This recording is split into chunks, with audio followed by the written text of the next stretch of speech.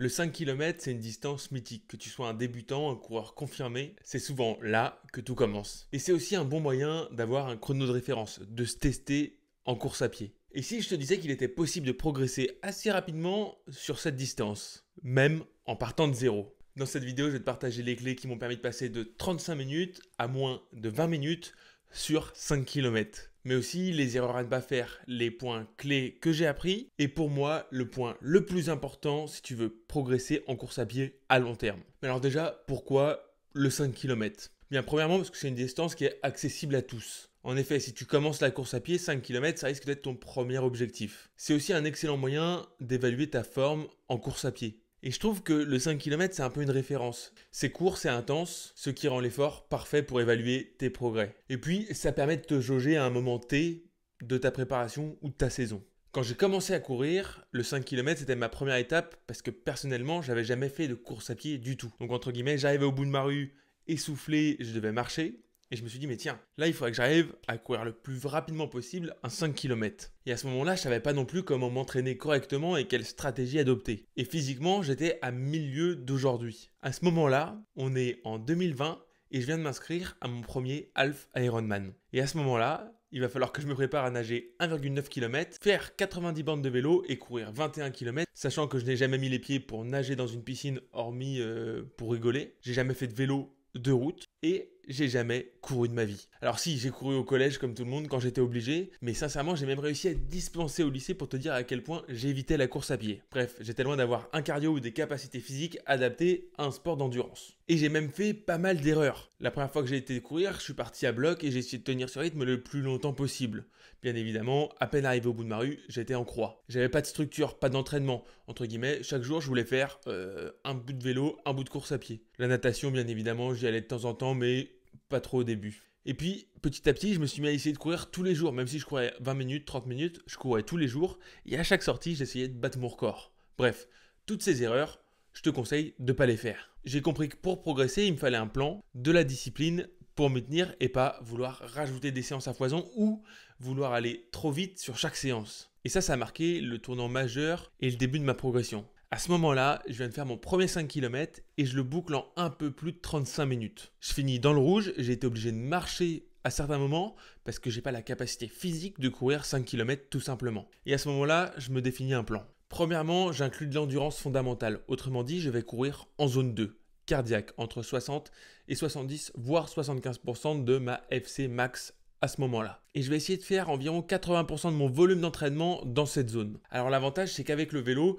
je vais pouvoir mettre une grosse partie de ce volume sur le vélo pour dégager un peu plus de travail de vitesse sur la course à pied. Deuxièmement, je vais introduire des séances de VMA, du 30-30, 30 secondes à allure VMA, 30 secondes récup et du 1 minute, 1 minute. Ce qui va me permettre de commencer à développer ma vitesse et à tenir des allures élevées et surtout commencer à habituer mon corps à le préparer à l'effort et à courir à des allures plus importantes. Troisièmement, j'inclus du travail au seuil. Alors, à ce moment-là, je ne connais pas mes seuils. Donc, ce que je vais faire, c'est simplement prendre mon chrono de référence sur 5 km et le définir comme étant un de mes seuils.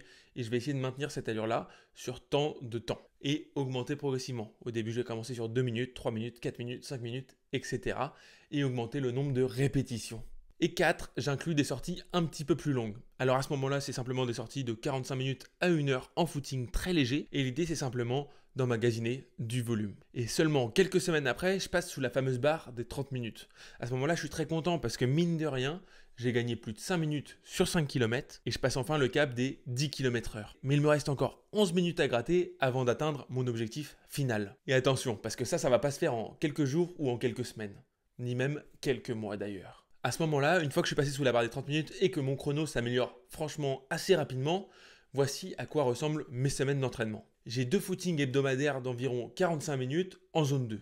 J'ai un fractionné, soit sur de la VMA comme je te le disais juste avant, ou du travail de seuil. Par exemple, une séance que je faisais beaucoup, c'était du 3 fois 1500 mètres à une allure théorique 10 km avec 3 minutes de récupération entre chaque. Et des sorties longues d'environ 10-12 km en endurance fondamentale. Et maintenir ce travail me permet d'avoir une progression parce que dans ce programme-là, en fait, j'ai un bon équilibre entre l'intensité et le volume par rapport à mes capacités du moment. Le tout accompagné de 2 entraînements en natation où je faisais 1500-2000 mètres maximum par séance sur des allures assez cool et 3 sorties vélo de 1 heure à 2 heures et ce qui me permet déjà d'avoir des bénéfices de l'entraînement croisé. Autrement dit, j'ai déjà un volume d'entraînement assez important. Mais attention, parce que le problème, il est aussi là. C'est qu'en faisant 3 disciplines en même temps, obligatoirement, je perds sur la course à pied. Mais oui, parce que toute la récupération ne peut pas se focaliser sur la course à pied. Je ne base pas toute ma progression en course à pied, mais je me prépare aussi à rouler 90 km et à nager 1,9 km. Puis les semaines s'enchaînent, les séances aussi, et je boucle mon premier Alpha Ironman. D'ailleurs, dis-moi en commentaire si tu veux que je fasse une vidéo plus précise sur le sujet. Puis un second et un troisième, avant d'aller sur un coup de tête me retester sur le 5 km. Et à ce moment-là, ça fait un petit paquet de temps que j'ai pas fait de spécifique 5 km. Tout simplement, je m'entraîne pour des Alpha Ironman, pour des semi-marathons, mais pour autant, à ce moment-là, je me sens vraiment confiant. Et je sens que ma forme n'a jamais été aussi bonne en course à pied. Que même si j'ai pas travaillé des allures très rapides, le fait d'avoir accumulé ces 3 ans de pratique m'a permis d'avoir une bonne base. Je pars sur un footing de 10 minutes, échauffement zone 1 à zone 2, et je m'élance sur mon 5 km. Le parcours est simple, 2,5 km aller, 2,5 km retour, sur une ligne droite, et 19 minutes plus tard et quelques secondes, je boucle mon effort. Super content de moi, un parcours qui n'était pas roulant du tout, et pour moi la consécration de 3 ans de pratique. Et c'est à ce moment-là aussi que je me rends compte qu'on peut tout faire.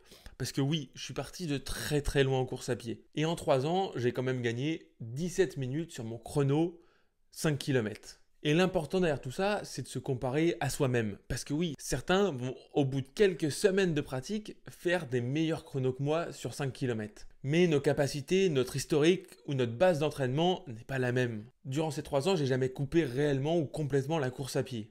J'ai continué de m'entraîner toute l'année, en triathlon à un volume moyen de 10 heures par semaine. Et maintenant, je vais te partager les erreurs que tu ne dois pas faire si tu veux progresser en course à pied. Premièrement, courir trop rapidement. Je l'ai fait, mais évite. Ou même d'ailleurs sur les séances cibles. Si la séance, tu dois courir à 4 minutes du kilomètre, va pas courir à 3,45. Ça n'a pas d'intérêt. L'objectif c'est 4, reste sur l'objectif. Parce qu'à vouloir courir trop vite tout le temps, tu vas simplement augmenter ton risque de blessure. Et la blessure, c'est le pire moyen de progresser. Donc il vaut mieux aller un cran en dessous qu'un cran au-dessus. Ensuite, il faut accepter de courir lentement pour pouvoir courir vite à long terme, la fameuse zone 2.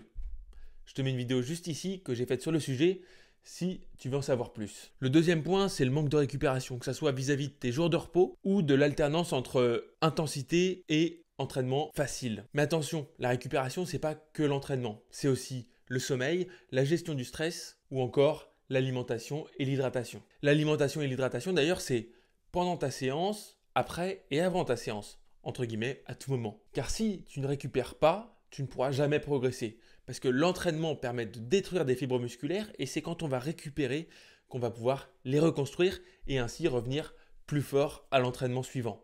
Donc si tu fais que de détruire, tu vas simplement vers la blessure et si tu ne récupères jamais, tu vas jamais progresser réellement ou du moins pas à ton plein potentiel. Et enfin, la troisième erreur est peut-être celle qui m'a le plus marqué, c'est de ne pas se comparer aux autres. Chaque coureur a son propre rythme, sa propre progression. J'avais des personnes autour de moi qui couraient beaucoup plus vite que moi sans pour autant courir autant que moi. On part pas tous du même point et on n'est pas tous égaux face à la course à pied. Pourtant, c'est pas grave parce que l'important c'est de mesurer sa propre progression. D'où tu pars et là où tu vas. Et n'oublie jamais que la régularité te permettra toujours d'aller plus loin que l'explosivité. Si jamais tu te mets à courir à fond pendant 5 mois, tu n'arriveras jamais à ton plein potentiel alors que si jamais tu cours pendant 20 ans de façon modérée mais tout le temps, là, tu pourras vraiment progresser. Ce qui nous amène à la dernière partie de cette vidéo.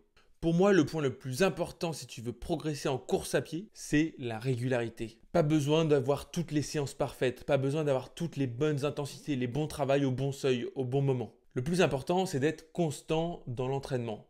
Si tu cours 3 fois par semaine et que tu maintiens cet entraînement sur les années, tu auras une progression beaucoup plus importante que si jamais tu avais couru 7 jours sur 7 pendant un an. En sport d'endurance en général, vraiment le point clé de ta progression, c'est le nombre d'heures accumulées de la pratique que tu vas avoir au fil des années. Et ça, il ne faut pas l'oublier. Et surtout, n'oublie pas, si j'ai pu passer 35 minutes à 19 minutes sur 5 km, tu peux toi aussi atteindre tes objectifs. Le tout, c'est de savoir se fixer la bonne deadline, le bon temps disponible pour pouvoir les atteindre. Dis-moi en commentaire ton prochain objectif sportif, que ce soit sur 5 km, sur triathlon, sur semi, bref, dis-moi tout ça en commentaire, je suis super curieux de savoir. N'oublie pas de mettre un like si cette vidéo t'a plu, de t'abonner. Moi, je te dis à bientôt pour une prochaine vidéo. Bisous.